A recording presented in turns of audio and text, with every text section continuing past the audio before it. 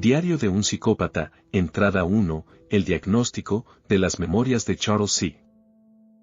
Campbell, quien acabó con la vida de innumerables víctimas antes de cumplir los 13 años. Este libro está dedicado a quienes murieron. Charles tiene un coeficiente intelectual superior a 190, dijo el Dr. Birch, sus palabras secas por la sorpresa. 193, en realidad. Observé sus labios moverse. Eran planos, sin color, como imaginaba que debían ser las bocas de todos los doctores. Un poco agrietados. La piel a su alrededor estaba marcada y teñida por esa barba incipiente que algún día llegaría a tener. Había manchas de rosácea cerca de su barbilla, y definitivamente necesitaba trabajo dental. Los dientes se desgastaban entre sí, incrustados en las encías como tejas oculares. Se estaban amarillando por años de demasiado café. Charles, lo escuchaste, dijo la voz de mi madre desde algún lugar a mi lado. Desperté de una profunda concentración en la boca de mi psicólogo y lo encontré sonriéndome, con los dedos entrelazados sobre el escritorio entre nosotros. Estábamos en su oficina. Detrás de él había una planta artificial de Ficus benjamina. Encima de eso, dos fotografías enmarcadas, una de una selva tropical, la otra de un desierto. Enmarcado audazmente junto a ellas estaba el Ph.D. de Jonathan Birch en Psicología del Desarrollo. La habitación no era grande, pero había espacio para varias estanterías. Olía fuertemente a papel. Un aroma extranjero y aburrido que me parecía gris. El edificio era gris. El Dr. Birch era gris. Esto abrirá tantas puertas para ti. Es maravilloso. Supongo que era el Dr. Birch. Un Dr. Birch 12 años más joven, que también me había diagnosticado con trastorno del espectro autista cuando era un bebé. Una condición que no era severa, pero estaba levemente presente. Nunca lo perdoné por eso. El diagnóstico no me había ayudado en absoluto, y nunca había sido tratado. Era una etiqueta. Una etiqueta para que los adultos usaran. Una etiqueta para que me conocieran. Mi nombre, al parecer, no era suficiente. Charles Campbell no era suficiente. Y ahora, las etiquetas existentes de autismo, sinestesia y trastorno obsesivo-compulsivo estaban casadas con un nuevo concepto. Uno que había observado rodar después de la lengua del Dr. Birch y nacer de sus labios en un solo viento. Prodigio. Su corbata estaba apretada alrededor de su cuello, bajando rígidamente desde su cuello. Era a rayas, emitiendo destellos de un verde y rosa ofensivos. Los destellos estaban inclinados en un ángulo de 30 grados. Odiaba esas rayas. No había razón para ellas. Estaban desequilibradas, inclinadas. Era caos. No quería vivir en un mundo donde esas rayas fueran aceptables y personas como el Dr. Birch las usaran en corbatas. Hay una escena en Sr. Bean's Holiday en la que el torpe Sr. Bean accidentalmente introduce su corbata en una máquina expendedora y queda atrapado. Imaginaba que eso le sucedía al Dr. Birch, la máquina enrollándolo, su cara aplastada cómicamente contra el plástico. Esa infernal corbata siendo devorada lentamente por la ranura del dólar. El Dr. Birch lucha contra la corbata, pero está jadeando por aire, su cara volviéndose roja hasta las raíces de su cabello blanco. Imaginaba que en algún momento perdía el conocimiento. Eventualmente fallece. La corbata verde y rosa perdida irreversiblemente dentro del esófago de la máquina. Y después de eso. No sé. Pero no dije nada de esto. Dije, sí, madre, lo escuché. Eso es maravilloso. Pero, ¿era maravilloso? Apenas era noticia. Los otros niños de mi edad eran neandertales. Seguramente, adultos inteligentes como el Dr. Birch y mi propia madre sabían eso. Tenían que saber que era diferente. Que era especial. Solo un imbécil podría observar a un Mal Hopkins con su colección de rocas, o a Tracy Springfield con sus cuerdas de saltar, o a Chris Sullivan con sus 52 en gramática, y pensar que de alguna manera estaba entre ellos, de alguna manera en su plano de existencia. La mera idea me parecía insultante. A los 3 años, podía recitar la tabla periódica en orden de peso atómico. Tercero en la Feria de Ciencias, cada año, con asombrosa facilidad, me había enseñado una docena de idiomas, había leído 100 libros de texto, y mi vocabulario solo excedía cualquier elocuencia primitiva que mis compañeros vomitaban a través de mensajes de texto. La única prueba de matemáticas que había fallado fue en 2º grado, y hasta el día de hoy insisto en que no fue mi culpa. Había omitido la fila de burbujas en la parte superior de la tarjeta de respuestas y malimpreso cada respuesta desde el principio. Molesté religiosamente a la señora White para que me permitiera repetirla, pero no lo permitió. La señora White odiaba a los chicos. Yo la odiaba a ella. La señora White murió de un aneurisma cerebral un mes después. Mis compañeros de clase, aunque densos, estaban consternados. Habíamos pasado todo el año con la señora White. Algunas de las chicas lloraron abiertamente al escuchar la noticia. Sus feas caras se convirtieron en ciruelas de carne roja arrugada. Lágrimas salían de sus ojos en cascadas. Observé sus reacciones. Curioso de cómo una relación tan pasiva entre maestro y estudiante podía evocar tal tormento en una persona. Según recuerdo, solo había experimentado esa reacción por trauma físico.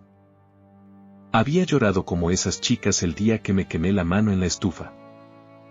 La señora White no era una mano quemada. No afectó nuestras vidas en absoluto. Hubo una reunión en el asta de la bandera afuera para rezar por la familia de la señora White.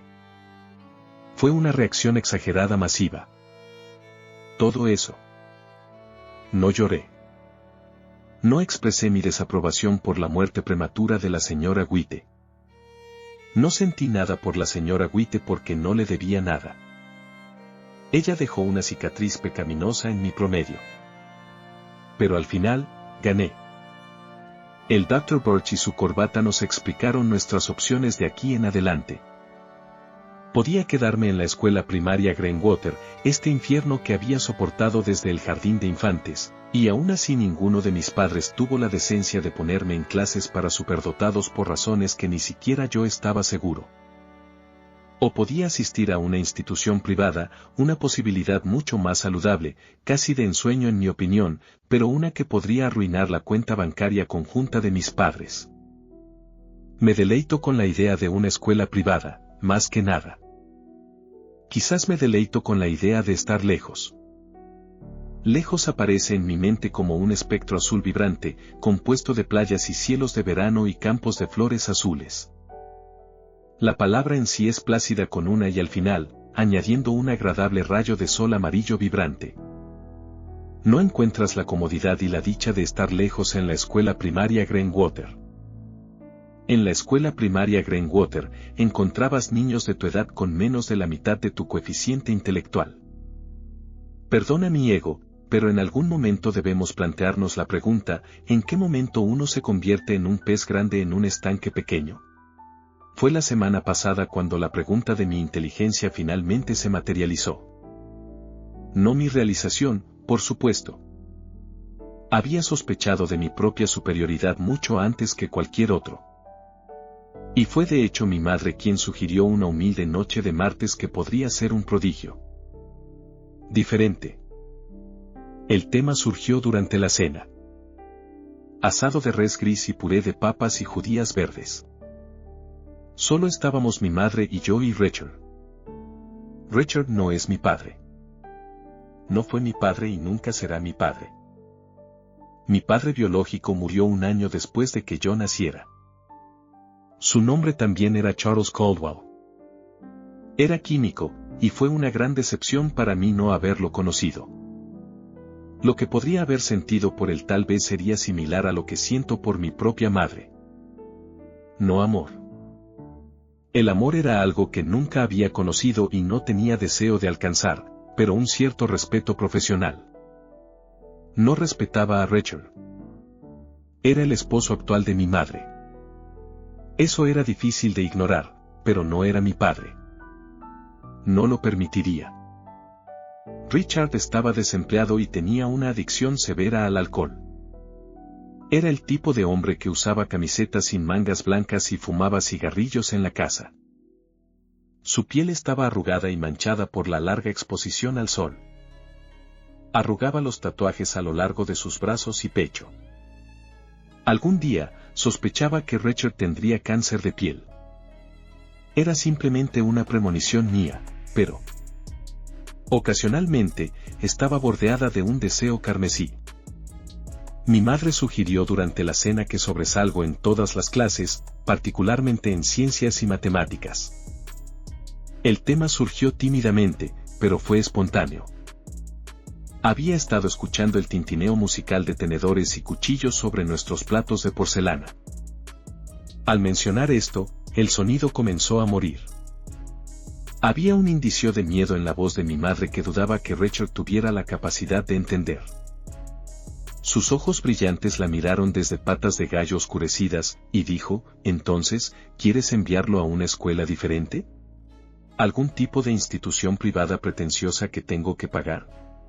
Mi madre dijo que no, aún no, aunque sentí que le gustaría haber hecho exactamente eso. Dijo que lo pensaríamos, y dijo que haría que me hicieran una prueba de inteligencia para tener una estimación aproximada de mis capacidades. Dijo que la escuela pública me estaba reteniendo, y eso era seguro. Richard no dijo nada. Solo la observó, y tomó un trago de algo que mi madre hace mucho tiempo me había convencido de que estaba cerca del veneno. Junto con el cáncer de piel sospecho que Richard ya puede estar acumulando daños hepáticos irreversibles. Charles, ve a tu habitación, dijo Richard en voz baja sin mirarme, pero a mi madre todavía ella lo estaba mirando de vuelta. La música de los tenedores había cesado por completo, el chirrido de mi silla perforó el silencio y salí del comedor, sintiendo una nube de tensión cerrarse detrás de mí. La puerta de mi dormitorio estaba exactamente a 16 escalones arriba. 32 ida y vuelta, lo cual sabía porque me gustaba contar los pasos cada vez que subía y bajaba. Lo hacía inconscientemente. Mi mente simplemente absorbía los números sin esfuerzo voluntario. Mi habitación tenía paredes de un azul bebé y una única ventana. Había pósters de Dmitri Mendeleev y Albert Einstein en las paredes. Cintas de ferias de ciencias y trofeos de concursos de matemáticas estaban ordenadamente dispuestos en estantes. Una placa de primer lugar en el concurso de ortografía estaba enmarcada en una pared, justo sobre mi escritorio, que tenía un microscopio y muchos libros. Me gustaba leer libros de texto y enciclopedias. Leer era quizás uno de mis pasatiempos favoritos. Disfrutaba particularmente del diccionario Merriam-Webster y su abundancia de palabras. El diccionario era un buen amigo. Bien organizado, equilibrado, profesional, alfabetizado, sistemático, diseñado. El tesauro también era agradable. Me acosté en mi cama y continué leyendo de la R a la S. Llegué a la palabra sacrametro, antes de que los gritos abajo invadieran mi tren de pensamiento catalogado. Los gritos eran amortiguados y distantes, pero no había nada que pudiera hacer para ahogarlos. Provenían tanto de mi madre como de Richard, un debate de dos vías del cual solo podía distinguir ocasionalmente alguna maldición. Luego hubo un golpe magenta y un grito distante de mi madre y un grito enojado de Richard. Más gritos. Golpe, golpe, golpe. Eso era gracioso, pensé. No el abuso. El simple hecho de que usualmente estaba en mi capacidad ahogar los gritos con palabras organizadas del diccionario. Ahora las palabras en la página se convirtieron en un revoltijo de arco iris sin sentido. Mi concentración era un desastre, una debilidad a la que previamente pensaba ser inmune. Todo lo que podía escuchar eran golpes resonando en mis oídos y haciendo eco en mi cráneo y luego gritos. Cerré el libro, pensando para mí mismo que necesitaba salir de aquí y alcanzar un mundo más controlado. Necesitaba recuperar mi tren de pensamiento y sacar el abuso de mi cabeza. La química, por supuesto, nunca fallaba en distraerme. Compartía una afición por toda la ciencia, pero la química dominaba las demás, si no por otra cosa que por su estructura, los átomos, los elementos, el universo. Todo estructurado, preciso, limpio. Mi kit de química estaba en el garaje. Si lograba ponerle las manos encima, merecería toda mi concentración. Dejaría de escuchar los golpes y me concentraba en la química. Abrí la puerta de mi dormitorio, y los 16 escalones de la escalera parecían estirarse hasta el infinito en algún tipo de efecto de vértigo. Las escaleras crujieron con mis pasos. Silencié mi paso para que Richard no me oyera. Al llegar al último escalón, los gritos de la cocina se intensificaron, Richard gritando ronco en un estupor de borracho. Golpe. Madre gritando. Esto usualmente no me afectaba como lo hizo esta noche. ¿Era culpa? En toda su gloria acuática, sentía culpa porque esta altercación se basaba en mi propia educación. Quizás. Encontré mi kit de química colocado en el estante del garaje. Alrededor de él estaban las herramientas de Richard, oxidadas y negras por el desuso. Mi kit de química estaba impecable. Lo usaba a menudo y solo lo guardaba aquí para mantener los productos químicos lejos de mi ordenada habitación. Lo levanté hasta el suelo de concreto y lo desenganché. El contenedor era algo humorístico en retrospectiva. Mostraba prominentemente niños felices usando gafas en la parte delantera y una advertencia leve para mayores de 9 años. El contenido difícilmente era algo que darías a un niño de 9 años. Había agotado los suministros iniciales hace mucho tiempo y los había estado reemplazando con productos químicos robados de la escuela desde entonces. No fue difícil. La señora Allen, la instructora de química en Greenwood Elementary, tenía un armario de suministros lleno de toxicidades que rara vez cerraba con llave. Mi set de química era una fachada amigable para niños que contenía algunos contenidos bastante letales. No me preocupaba que Richard lo encontrara. Dudo que entendiera o le importaran las propiedades de los productos químicos dentro. Durante las últimas 2 semanas, había estado investigando y experimentando para sintetizar algo como anticongelante. No había una aplicación real para esto. Simplemente quería hacerlo por deporte. Gracias al armario de suministro sin llave de la señora Allen, pude obtener una cantidad justa de etilenglicol. Para este químico específico, había muchas aplicaciones. También se usaba en la producción de fibras de poliéster y resina de polietileno tereftalato. Fue un hallazgo afortunado. Me puse guantes de goma. Gafas como precaución, luego me di un matraz volumétrico de etilenglicol. Lo dejé a un lado y comencé a trabajar mezclando aditivos en un vaso de agua destilada. Estos pasos no me eran desconocidos. Había estado preparando lotes de anticongelante usando diferentes medidas para verificar cuáles serían los efectos. Esta vez, alteré la receta solo ligeramente y esperaba solo un cambio sutil. Usé una tapa de plástico pequeña para vaciar aproximadamente 15 mililitros del glicol, luego lo dejé a un lado y volví a mi proyecto. No habían pasado 10 minutos antes de que mi concentración fuera interrumpida una vez más. No con gritos esta vez, sino con un quejumbroso ruego, me di la vuelta para descubrir un visitante no deseado. En este caso, un Maine Coon gris y negro. El gato había entrado por la puerta del garaje abierta y ahora se sentaba en el suelo de concreto, mirándome con ojos saltones. ¿Qué quieres?, me oí decir. El gato maulló de nuevo.